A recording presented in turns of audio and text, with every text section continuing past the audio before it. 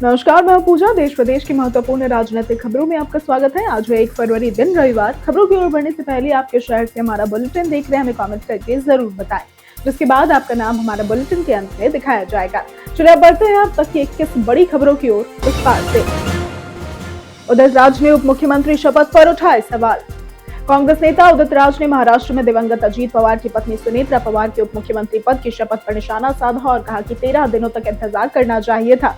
उन्होंने सत्ता और रीति रिवाजों में विरोधाभास बताया और इसके साथ ही पीएम मोदी पर भी भ्रष्टाचार के आरोपों को लेकर सवाल उठाए और अजीत पवार की विमान दुर्घटना की जांच की आवश्यकता बताई। कांग्रेस में मुस्लिम नेताओं की बढ़ती नाराजगी। बिहार और महाराष्ट्र के चुनावों में एआईएमआईएम की बढ़ती ताकत ने कांग्रेस के भीतर बेचैनी को बढ़ा दिया। मुस्लिम नेताओं का आरोप है कि पार्टी मुस्लिम मुद्दों पर चुप है, जिससे वोट बैंक होने का खतरा है और राहुल गांधी की रणनीति और दोहरे मापदंड पर सवाल उठे हैं, जबकि कांग्रेस धर्मनिरपेक्ष पहचान बनाए रखने और ओवैसी से मुकाबला करने की चुनौती झेल रही है। असम चुनाव के लिए राष्ट्रीय टीम हुई तैयार। भाजपा के नए अध्यक्ष नितिन नवीन ने असम, बंगाल, तमिलनाडु, केरल और पुडुचेरी में विधानसभा चुनावों के लिए राष्ट्रीय स्तर की टीमों का गठन किया है। प्रचार और टिकट वितरण में सक्रिय होगी। चयन में संगठन, आरएसएस और युवा मोर्चा अनुभव को प्राथमिकता मिली है और ये चुनाव नवीन की नेतृत्व क्षमता और भाजपा के नए सांगठनिक ढांचे की परीक्षा है। भाजपा का मुख्य निशाना इस बार कांग्रेस।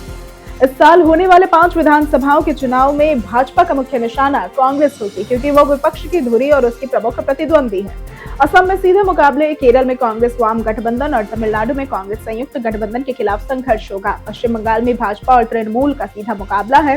केंद्रीय प्रचारक कांग्रेस को केंद्र में रखकर अभियान चलाएंगे। कांग्रेस की असम में मेगा यात्रा योजना। असम विधानसभा चुनाव को देखते हुए कांग्रेस ने मेगा यात्रा की योजना बनाई है, जिसका नेतृत्व प्रदेश अध्यक्ष गौरव गोगोई करेंगे। राहुल गांधी और प्रियंका गांधी वाड्रा अलग अलग चरणों में शामिल होंगे और यात्रा में बस यात्रा, पदयात्रा, नुक्कड़ और बड़ी सभाएं शामिल होंगी। भाजपा और अमित शाह ने कांग्रेस पर घुसपैठियों को बढ़ाने का आरोप लगाया और असम की जनसांख्यिकी सुधारने के लिए भाजपा को वोट देने की अपील की। भाजपा ने यूजीसी मामले में टिप्पणी से किया इनकार। सुप्रीम कोर्ट ने कैंपस में जाति आधारित भेदभाव रोकने से जुड़े यूजीसी के इक्विटी रेगुलेशन को अस्पष्ट और दुरुपयोग की आशंका वाला बताते हुए उस पर रोक लगा दी।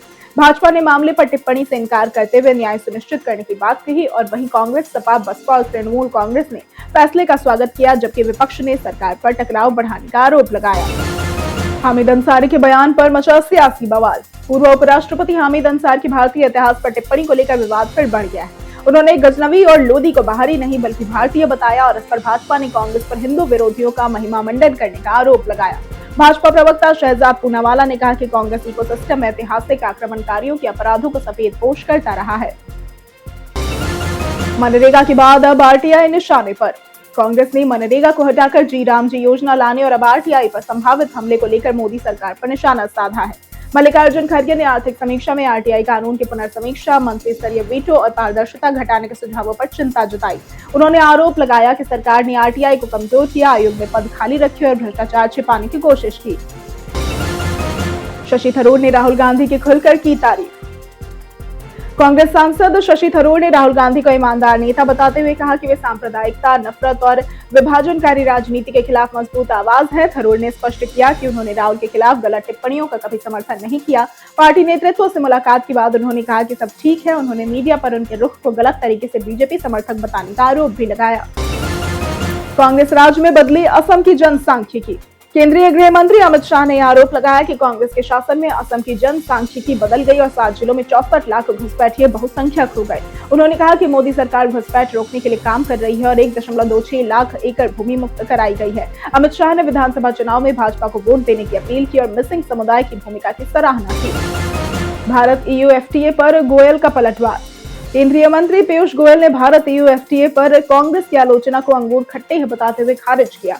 उन्होंने कहा कि कांग्रेस 2006 से चर्चा के बावजूद समझौता नहीं कर सकी। गोयल ने जयराम रमेश के दावों को निराधार बताया और FTA को ऐतिहासिक करार दिया। इसके साथ ही कहा कि भारत अमेरिका, कनाडा, चिली और GCC देशों के साथ भी FTA वार्ता आगे बढ़ा रहा है। कर्नाटक में खादी पहनना हुआ अनिवार्य।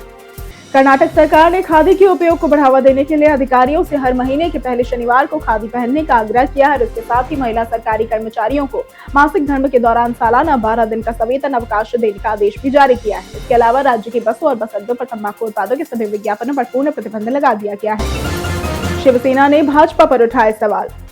शिवसेना यूवीटी ने सुनेत्रा पवार के उप मुख्यमंत्री पद की शपथ लेने की तैयारियों पर सवाल उठाए हैं। प्रवक्ता आनंद दुबे ने कहा कि अजीत पवार की मौत के तुरंत बाद ये प्रक्रिया नैतिकता के खिलाफ है। उन्होंने भाजपा पर एनसीपी के गुटों को जोड़ने की जल्दबाजी का आरोप लगाया। शिवसेना ने इसे गंदी राजनीति बताया और कहा कि महाराष्ट्र के लोग इसे पसंद नहीं कर रहे हैं। सेना ने इसे गंदी राजनीति बताया और कहा कि महाराष्ट्र के लोग इसे पसंद नहीं कर रहे हैं। ममता सरकार पर लगा भ्रष्टाचार और लापरवाही का आरोप। केंद्रीय गृह मंत्री अमित शाह ने उत्तर 24 परगना में जनसभा में आनंदपुर मोमो फैक्ट्री आग हादसे पर ममता बनर्जी सरकार पर निशाना साधा। उन्होंने कहा कि हादसा दुर्घटना नहीं बल्कि लापरवाही और संभावित साजिश है। जिम्मेदारों की गिरफ्तारी और निष्पक्ष जांच की मांग की। अमित शाह ने बंगाल में बीजेपी की बढ़ती लोकप्रियता और आगामी चुनाव में प्रचंड बहुमत की उम्मीद जताई और इसके साथ ही ममता सरकार पर भ्रष्टाचार और वोट बैंक राजनीति का आरोप लगाया। पटना छात्रा केस पर तेजस्वी का हमला। पटना की नीट छात्रा से जुड़े दुष्कर्म मामले की जांच सीबीआई को सौंपने पर बिहार राजनीति गर्मा गई है। नेता प्रतिपक्ष तेजस्वी यादव ने सरकार और प्रशासन की विफलता का आरोप लगाते हुए कहा कि राज्य में कानून व्यवस्था खत्म हो चुकी है और अपराधियों को संरक्षण दिया जा रहा है। उन्होंने सीबीआई जांच को हेडलाइन मैनेजमेंट करार दिया और एनडीए पर जंगलराज नारी पर तंज कसा। पुलिस और गृह विभाग अब भी चुप है। एआईएमआईएम विधायक ने मजहबी परंपरा पर उठाए सवाल। एआईएमआईएम विधायक और प्रदेश अध्यक्ष अख्तर उल इमान ने तेज आवाज में अजान देने को उचित नहीं ठहराया और मुसलमानों को इसे संयमित करने की हिदायत दी। उन्होंने इस्लामी खान पान और मजहबी परंपराओं पर भी सवाल उठाए, जैसे कि रात के देर समय तक कार्यक्रम और अनियमित भोजन। उनका बयान वायु सुरक्षा मिलने के 2 दिन बाद आया और सोशल मीडिया पर उन्हें पाकिस्तानी स्कॉलर तारिक मसूद से तुलना किया गया, जिससे बहस शुरू हुई। टीटीडी लड्डू घी मिलावट में आरोप। आंध्र प्रदेश के वित्त मंत्री पय्यावुला केशव ने आरोप लगाया कि पिछली वाईएसआरसीपी सरकार ने तिरुमाला तिरुपति देवस्थानम लड्डू के लिए घी की खरीद को व्यावसायिक लेन देन की तरह लिया और श्री वेंकटेश्वर स्वामी पर भरोसा नहीं किया। उन्होंने कहा कि केंद्रीय खाद्य प्रौद्योगिकी अनुसंधान संस्थान यानी कि CFTRI और राष्ट्रीय डेयरी विकास बोर्ड यानी कि NDDB ने घी में मिलावट की आशंका जताई, लेकिन पिछली सरकार ने रिपोर्ट को दबा दिया। सुनेत्रा पवार बनी महाराष्ट्र की पहली महिला डिप्टी सीएम। महाराष्ट्र के उप मुख्यमंत्री अजीत पवार के निधन के बाद उनकी पत्नी और राज्यसभा सांसद सुनेत्रा पवार को डिप्टी सीएम बनाया गया। वह इस पद पर बैठने वाली पहली महिला डिप्टी सीएम है और बीजेपी के पास अकेले बहुमत होने के बावजूद उन्होंने सुनेत्रा को पद दिया ताकि एनसीपी की ताकत और शरद पवार के प्रभाव को संतुलित किया जा सके। यह कदम राज्य की राजनीति में बीजेपी की रणनीति का एक हिस्सा माना जा रहा है। मुर्शीद आलम ने किया बड़ा ऐलान। एआईएमआईएम विधायक मोहम्मद मुर्शीद आलम ने कहा कि बिहार में सत्ता की असली चाबी मुख्यमंत्री नीतीश कुमार के पास है। उप मुख्यमंत्री सम्राट चौधरी केवल औपचारिक जिम्मेदारी निभा रहे हैं। उन्होंने नीतीश की कार्यशैली की सराहना की और स्पष्ट किया कि एआईएमआईएम जनता के मुद्दों पर आवाज उठाएगी, लेकिन भाजपा के साथ नहीं है। मुर्शीद ने अपने अनुभव साझा करते हुए कहा कि सरकार में काम हो रहा है और जो जनता के हित में लगातार प्रयासरत रहेंगे। लखेंद्र पासवान ने उठाए सरकारी आवास के गंभीर मुद्दे। बिहार सरकार ने सभी मंत्रियों को सरकारी आवास आवंटित कर दिया, जिसमें जनशक्ति जनता दल के राष्ट्रीय अध्यक्ष तेज प्रताप यादव का 26 स्टैंड रोड स्थित बंगला मंत्री लखेंद्र पासवान को दिया गया। मंत्री लखेंद्र पासवान ने शनिवार को ही आवास का निरीक्षण किया और गंभीर आरोप लगाया कि बंगले में बुनियादी सुविधाएं मौजूद नहीं है, जैसे कि पंखा, एसी, बल्ब और गेट के लैच गायब है, छत भी डैमेज है। उन्होंने भवन निर्माण विभाग को स्थिति की जानकारी दे दी और कहा कि जब तक मरम्मत नहीं होगी वहां रहना संभव नहीं है। इसी के साथ बढ़ते हैं आज के सवालों की और आज का सवाल है, आपके क्षेत्र में मौसम का क्या हाल है? आप अपना जवाब हमें हमारे कमेंट सेक्शन में लिखकर जरूर बताएं। आज के लिए सिर्फ इतना ही। राजनीति से जुड़ी तमाम खबरों के साथ बने रहने के लिए देखते रहें सियासी पिच और साथ ही अगर आप यूट्यूब चैनल पर देख रहे हैं तो चैनल को सब्सक्राइब करें और अगर आप फेसबुक पेज पर देख रहे हैं तो लाइक और फॉलो जरूर करें।